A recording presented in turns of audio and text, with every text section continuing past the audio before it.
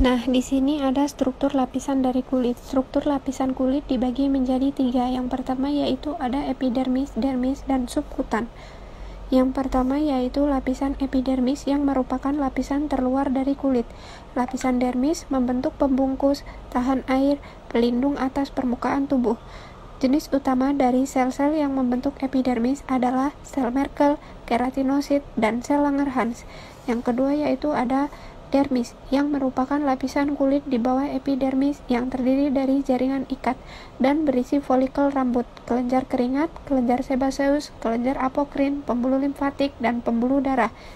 Yang ketiga yaitu ada subkutan atau disebut juga dengan hipodermis, yang merupakan bukan bagian dari kulit dan terletak di bawah dermis. Fungsinya untuk menempelkan kulit ke tulang dan otot yang mendasarinya, serta menyuplai dengan pembuluh darah dan saraf.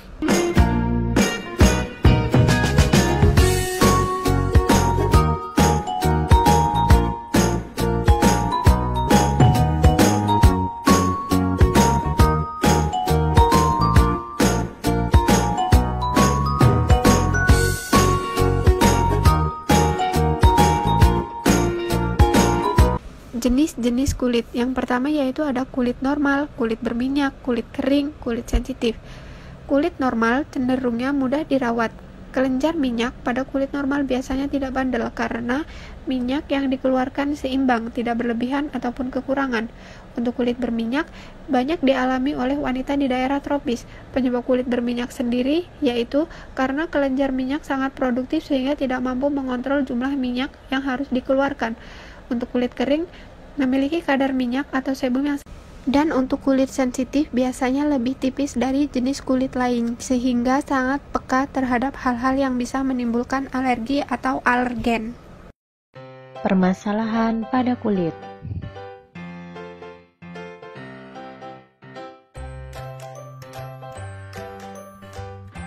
Penyebab kerusakan pada kulit dibagi menjadi 3, yaitu jerawat, komedo, jamur, ada panu, kurap, dan tinea pedis. Yang pertama, jerawat atau akne. 3 faktor utama penyebab jerawat adalah: yang pertama ada kelenjar sebaceus yang hiperaktif, yang kedua ada hiperkeratosis, yang ketiga ada efek dari bakteri. Proses terbentuknya jerawat.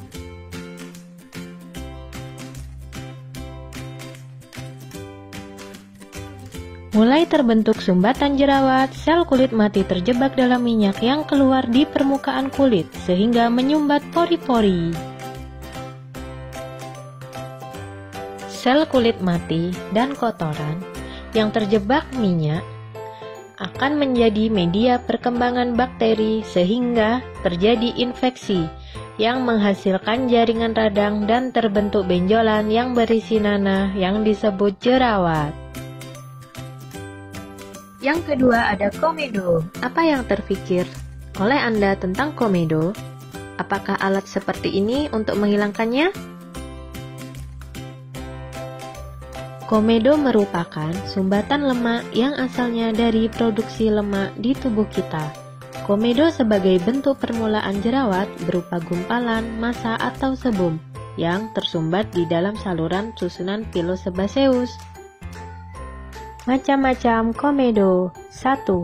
Komedo terbuka atau blackhead yang ditandai dengan adanya gumpalan sebum terlihat seperti titik-titik hitam di permukaan kulit. Kemudian permukaan tidak tertutup oleh epitel kulit. Yang kedua ada komedo tertutup atau whitehead. Ditandai dengan massa sebum terlihat seperti tonjolan putih kekuning-kuningan di bawah permukaan kulit. Permukaannya tertutup oleh epitel kulit dan tidak berhubungan dengan udara luar. Yang ketiga, ada jamur. Kelainan kulit karena infeksi jamur antara lain disebabkan oleh segolongan jamur dermatofita, ragi candida, dan jamur Malassezia vultur. Yang pertama ada panu. Panu adalah bentuk lain dari dermatofitosis, yaitu infeksi jamur dangkal yang disebabkan oleh Fugus Malassezia vultur. Penyakit ini tampak sebagai bercak-bercak yang kadang tersebar di seluruh tubuh. Bercak ini dapat berwarna putih kelabu, coklat kecoklatan, hitam kehitaman yang disertai pengelupasan dan sisik-sisik halus. Selanjutnya ada kurap. Kurap merupakan dermatofitosis yang berupa infeksi kulit berbentuk bulat-bulat besar dengan diameter 3-4 cm. Pinggirnya meninggi dan berwarna merah sedang, di bagian tengahnya bersisik halus, menimbulkan rasa yang gatal. Kelainan ini dapat terjadi pada anak-anak, remaja, hingga dewasa. Selanjutnya ada tinea pedis. Tinea pedis adalah sejenis penyakit yang disebabkan oleh jamur pada kaki, terutama pada telapak kaki dan sela-sela jari kaki.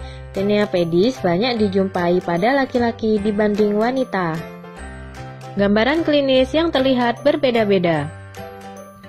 Ada pelunakan kulit di sela-sela jari, pertandukan yang berlebihan, reaksi eksim, gelembung-gelembung sampai retak-retak kulit yang diiringi rasa sakit. Penuaan kulit.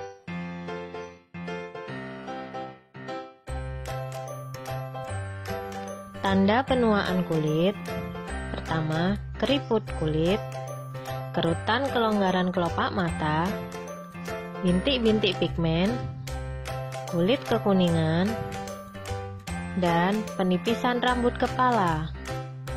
Proses penuaan kulit. 1. Proses menua intrinsik dipengaruhi oleh faktor genetik. Jenis kulit kering cenderung mengalami menua kulit lebih awal. Ras kulit putih lebih mudah terbakar sinar matahari, lebih mudah terjadi gejala kulit menua dini. Pengaruh hormon. Proses menua ekstrinsik disebabkan oleh faktor lingkungan. 1. Sinar matahari. Penuaan dini yang terjadi akibat paparan sinar matahari disebut dengan photoaging. Paparan sinar matahari kronik akan menghasilkan radikal bebas yang menyebabkan berbagai kerusakan struktur kulit serta menurunkan respon imun. 2. Kelembapan udara. Kelembapan udara yang rendah di daerah pegunungan dataran tinggi, ruangan AC, paparan angin dan suhu dingin akan menyebabkan kulit menjadi kering sehingga mempercepat proses menua pada kulit. Gejala penuaan intrinsik dan penuaan ekstrinsik dapat dibedakan sebagai berikut. Pertama, penuaan intrinsik. Kulit tipis dan halus, kulit kering, kerut halus, garis ekspresi lebih dalam, kulit kendur dan dapat timbul tumor jinak. Yang kedua ada penuaan ekstrinsik. Kulit menebal dan kasar, kulit kering, kerut lebih dalam dan nyata, bercak pigmentasi tidak teratur, pelebaran pembuluh darah, dan dapat timbul tumor jinak.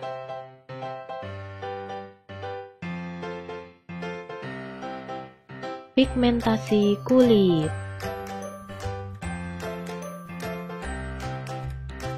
Pigmentasi kulit adalah kondisi kulit yang mengalami perubahan sehingga terjadi warna kulit yang tidak merata berupa bercak-bercak atau flek yang tidak sama dengan warna kulit aslinya. Faktor penyebab terjadinya gangguan pigmentasi. 1. Sinar matahari. 2. Genetik atau keturunan. 3. Hormonal. 4. Usia. 5. Bahan-bahan kimia. 6. Faktor mekanis. 7. Penyakit kulit kronis.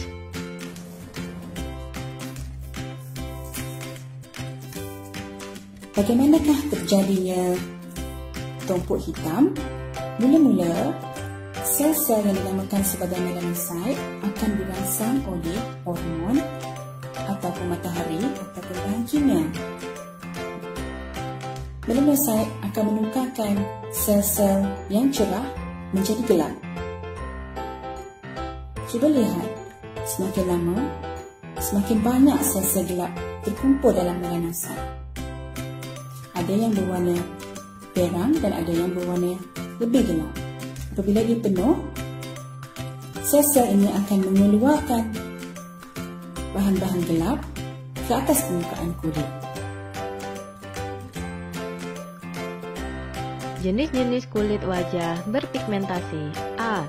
Jenis-jenis hiperpigmentasi dan tanda-tandanya. 1. Melanosis. Adanya bercak-bercak berwarna coklat muda hingga coklat kehitaman di kulit muka yang sangat khas seperti di daerah pipi, dahi, dan bibir atas. 2. Lentigo. Lentigo adalah terjadinya hiperpigmentasi yang berbentuk bercak kecil-kecil berwarna coklat kehitaman. 3. Freckles. Faktor utama yang mendorong timbulnya freckles adalah pajanan sinar matahari, sehingga pada orang kulit putih akan lebih timbul pada musim panas dan musim dingin akan hilang sendirinya. B. Jenis-jenis hipopigmentasi dan tanda-tandanya. Hipopigmentasi merupakan kelainan yang berwarna putih akibat adanya kegagalan sel melanosit dalam membentuk melanin atau pigmen sehingga terjadi bercak putih. 1. Leukoderma.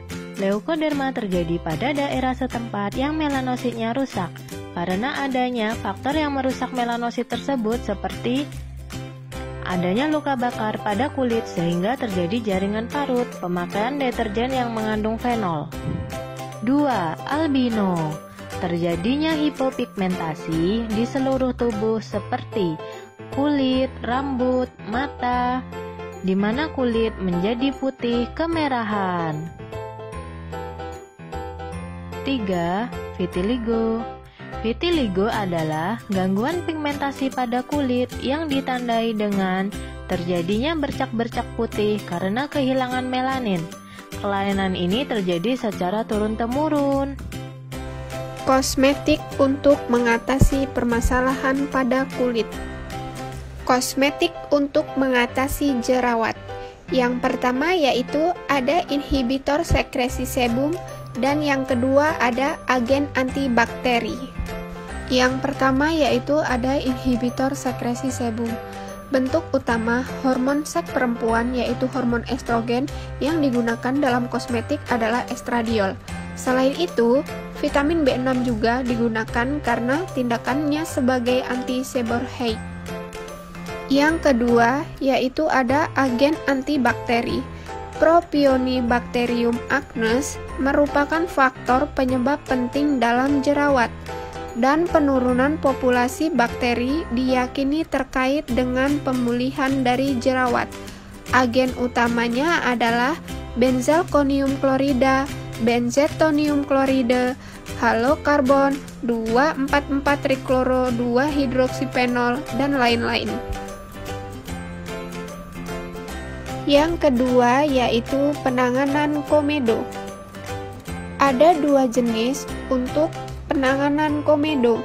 Yang pertama yaitu ada clay dan yang kedua ada strip. Dari masing-masing jenis tersebut memiliki kelebihan dan kelemahan. Untuk kelebihan dari clay yaitu dapat digunakan untuk kulit yang sensitif dan kulit yang mudah teriritasi. Yang kedua, kelebihannya memiliki tingkat adsorpsi tinggi karena menggunakan lumpur atau partikel-partikel baik dari dasar laut.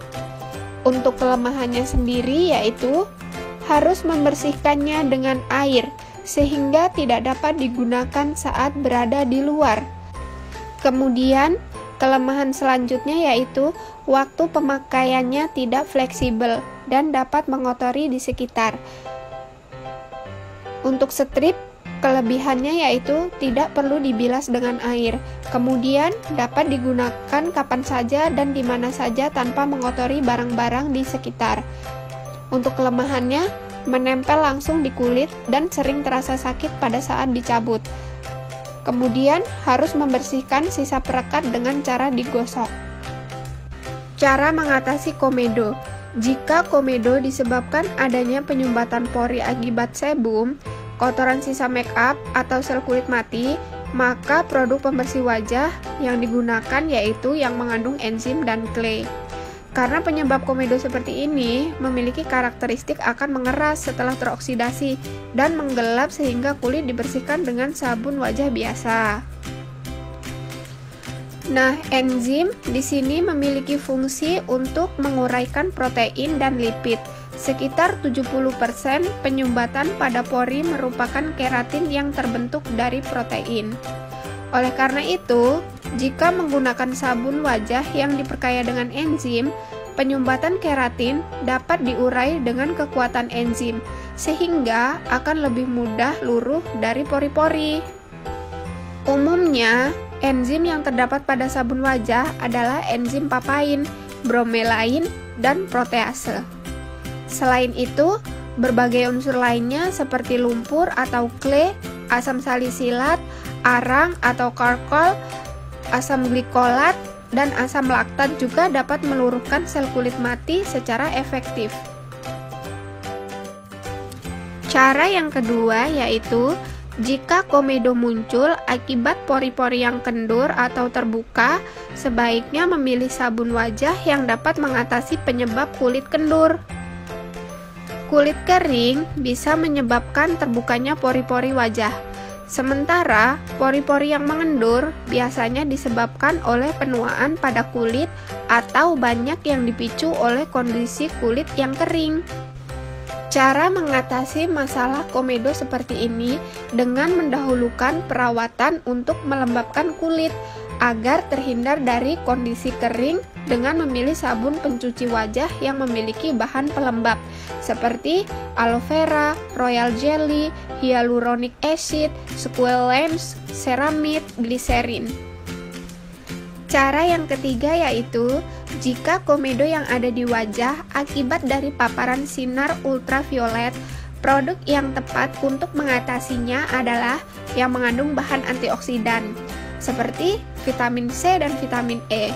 Selain itu, kandungan mineral seperti zinc dan zat besi juga efektif untuk merangsang pergantian kulit. Yang terakhir, ada penanganan kerusakan kulit yang disebabkan oleh jamur. Untuk penanganan kerusakan kulit yang disebabkan oleh jamur, tidak menggunakan kosmetik untuk penyembuhannya, melainkan penggunaan sediaan obat-obatan, baik dalam bentuk topikal atau krim maupun sediaan oral.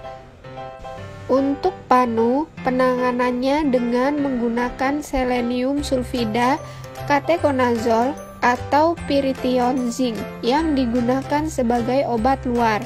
Sedangkan untuk obat dalamnya yaitu ada ketoconazole dan itraconazole.